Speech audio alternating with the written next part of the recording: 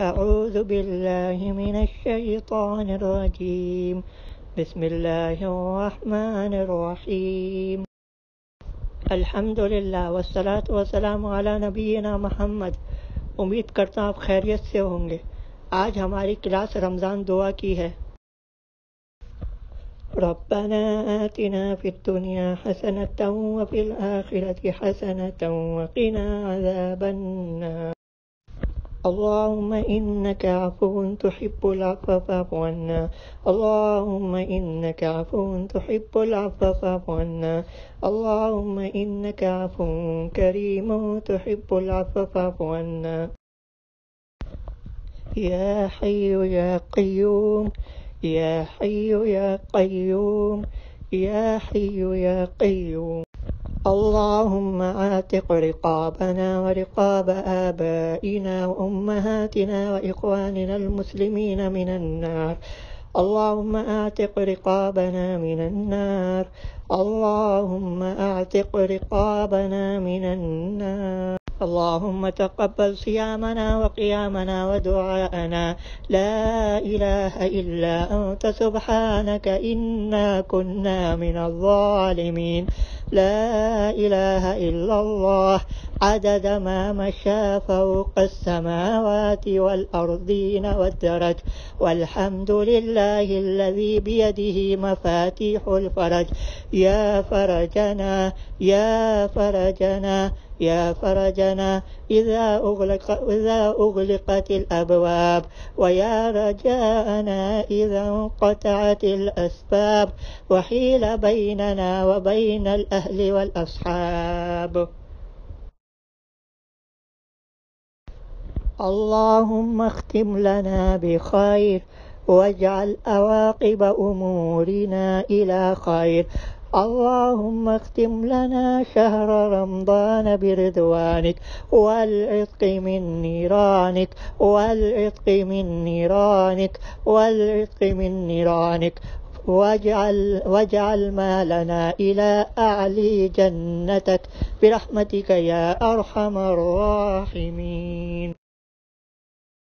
اللهم اجعل القرآن لقلوبنا ضياء ولأبصارنا جلاء ولإسقامنا دواء ولذنوبنا ممحصا وعن النار مخلصا وعن النار مخلصا وعن النار مخلصا. اللهم ألبسنا به الحلل وأسكننا به الذلل وأسبغ علينا به النعم وادفع به عنا النقم واجعلنا به عند الجزاء من الفائزين وعند النعماء من الشاكرين وعند البلاء من الصابرين. اللهم انفعنا ورفعنا بالقرآن العظيم الذي رفعت مكانه وأيدت سلطانه وبينت برهانه. وقلت يا أعز من قائل سبحانه فإذا قرأناه فاتبع قرآنه ثم إن علينا بيانه. أفسح كتبك نظاما وأفسحها كلاما وأبينها حلالا وحراما. محكم البيان ظاهر البرهان محروس من الزيادة والنقصان. فيه وعد ووعيد وتخفيف وتحديد. لا يأتيه الباطل من بين يديه ولا من خلفه.